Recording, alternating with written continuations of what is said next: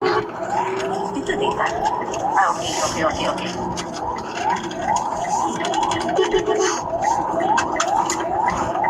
Yung sa mani. Hello? Tagapakinig dahil sa kanyang mga taon ng public service broadcasting at sa pagbibigay boses sa mga hinaing ng karaniwang mamamayan. Ang mga komentaryong naging sanhi ng kasong ito ay nagmula sa mga reklamo na inihain sa istasyon ng mga miyembro ng publiko na humihingi ng tulong. Ang mga ito ay ginawa bilang bahagi ng kanyang tungkulin bilang mamamahayag at hindi bunsod ng anumang personal na alitan sa nagreklamo.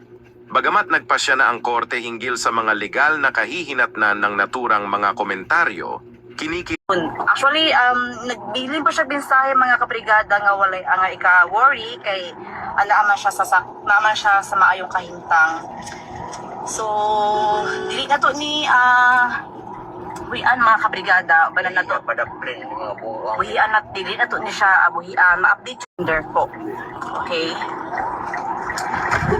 So, ampo lang ta mga kabrigada, salig lang, think positive lang kay I know nga bisa si Brigadier June is wala po nakita siya nga po da ika-worry.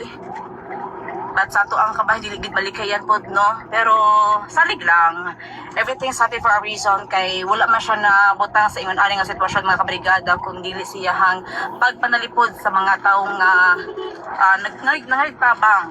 Okay, nabutang siya sa ingon ani nga sitwasyon tungod sa iyahang pray lang ta. Sama sa ginaingon niya sa ere, God is good all the time. Kay ang iyahag yung ginapanghawakan is ang ang positive side, which is ang mutabang lamang kita. Okay, wala mo ginamo ang makuha sa